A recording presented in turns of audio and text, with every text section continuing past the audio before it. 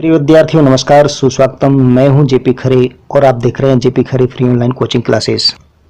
यहां पर आपको मिलता है मैथ्स और साइंस जैसे विषयों का मार्गदर्शन और इसके साथ ही आपको मिलता है आपके पाठ्यक्रमों पर आधारित प्रश्नों के सटीक, संक्षिप्त और सारगर्भित समाधान। तो बने रहिए मेरे साथ इस वीडियो के अंत तक और चलिए शुरू करते हैं हमारा आज का ये वीडियो।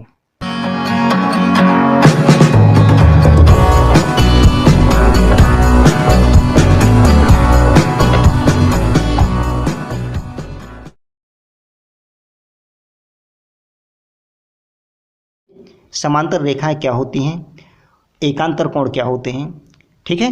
तो मैं आपको ये बातें समझाऊंगा।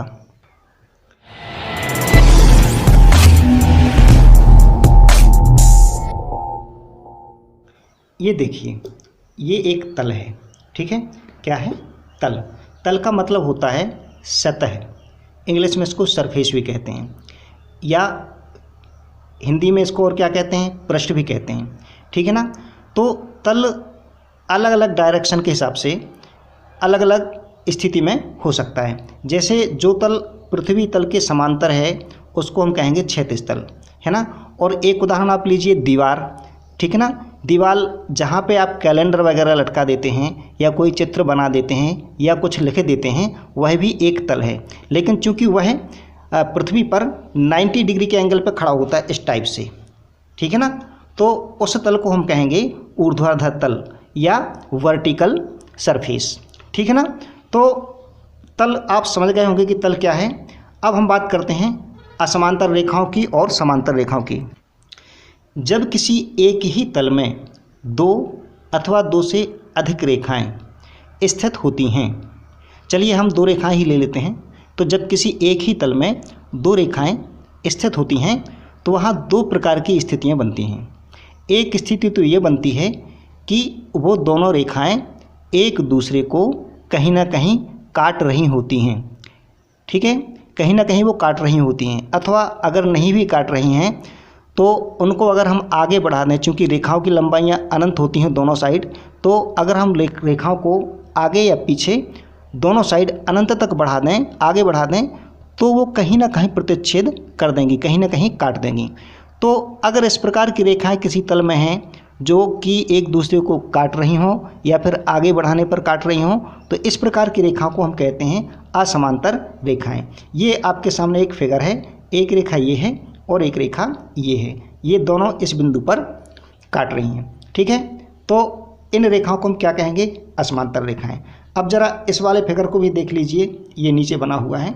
इसमें ये देखिए, ये दोनों रेखाएं जो हैं वैसे तो ये एक दूसरे को नहीं काट रही हैं, लेकिन जब हम इनको सीधा आगे बढ़ा देते हैं तो ये एक बिंदु पर यहाँ पर काट देती हैं, ठीक है।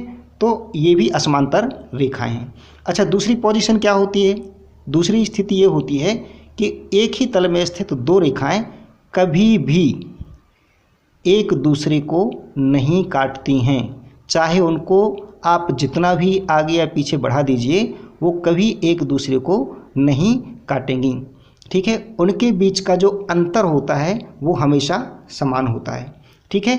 इसलिए इस प्रकार की रेखाओं को हम कहते हैं समांतर। समांतर का मतलब समान धन अंतर, अर्थात जिनके बीच का अंतर हमेशा शुरू से लेके लास्ट तक कहीं पर भी हम उनके बीच का अंतर निकालें तो एक जैसा अंतर ही आए।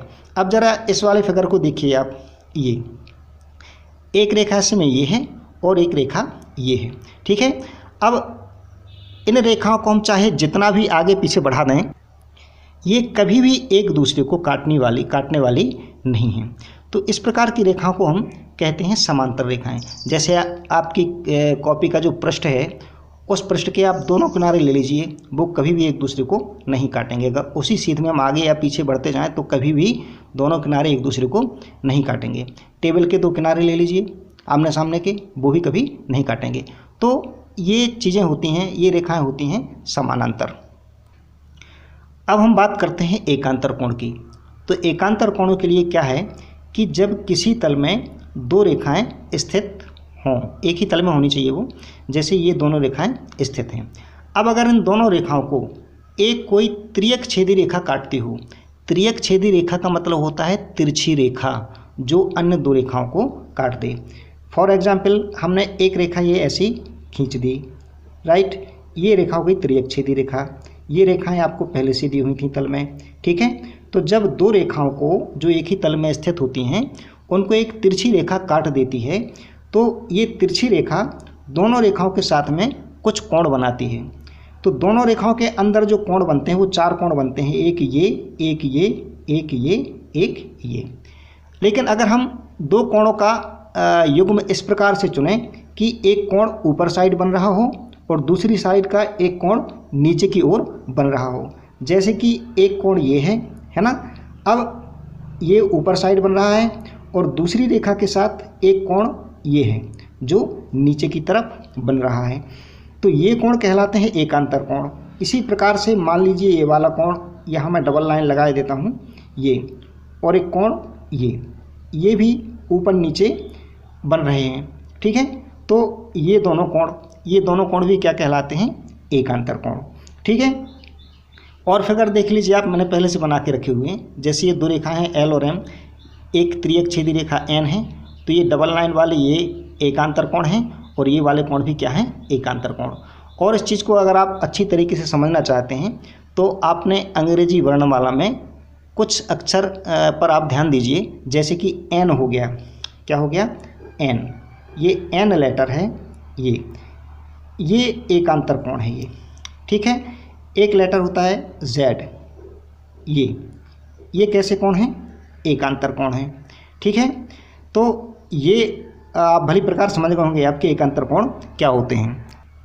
अब एक छोटी सी प्रमेय होती है एकांतर कोण से संबंधित कि अगर एकांतर कोण बराबर हों तो तिर्यकछेदी रेखा जिन दो रेखाओं के साथ में एकांतर कोण बनाती है वो दोनों रेखाएं समानांतर होती हैं, ठीक है। मान लीजिए ये रेखा और ये रेखा, इसको तिर्यकछेदी रेखा ये वाली काट रही है।